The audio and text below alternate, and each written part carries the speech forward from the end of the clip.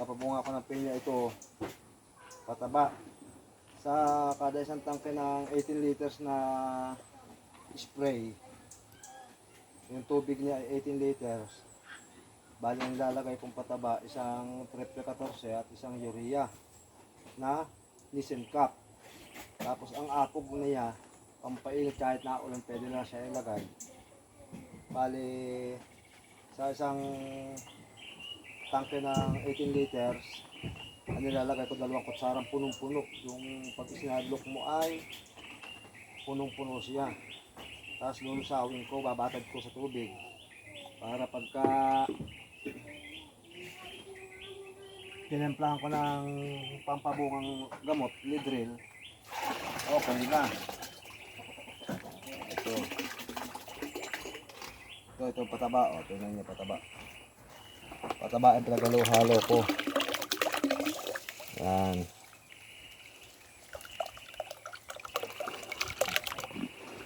Pataba yan. Para bukas, o mamaya ilalagay ko ng lason. Pwede na ako mag-spray pag nilagay ko ng lason. Sumobra atin tubig. Pasan natin ng isang tabo.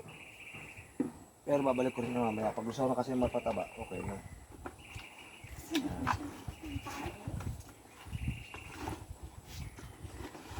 Dapat lusaw na lusaw yung pataba saka yung apog bago ilagay yung lason o yung gamot. Kunin mo nga ron yung papabunga, Marvin. Marvin, akin nga yung papabunga riyan, nakalagay diyan. Nakasabit lang. Andyan nakasabit sa bedingding.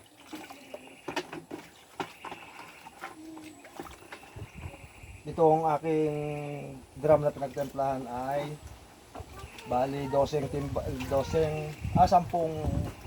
spray ang nakalagay na tubig.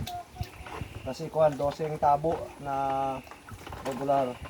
Binilang ko na lang para isang drum. Okay.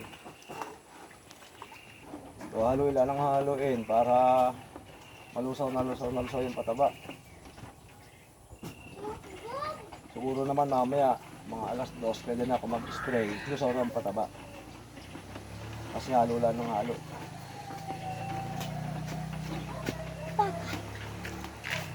O ito, tingnan nyo. Tingnan mo.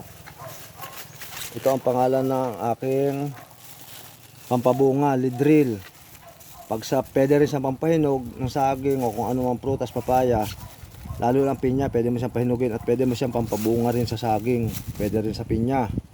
Ito ang ginagamit ko. Ang takip nito ang magiging sukatan, isang takip sa isang tangke. Ibig sabihin 10 tangking spray ito na tubig, magiging 10 takip nito.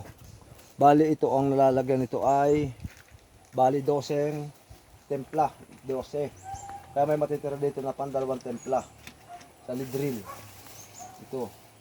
Isang takip, isang tangke.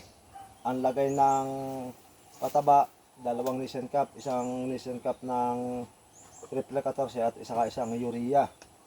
Tapos ang apog niya bali, ang nilagay ko rito bali 1/4 ang inilagay ko rito na apog. Yun ay pampainit ng katawan, yung apog. Pampakapit din siya. Para kahit may ulan-ulan, pwede lang siyang i-spray. Yan. Tatakpan ko muna para malusaw yung mga pataba. Para mamaya, ititempla ko na ito.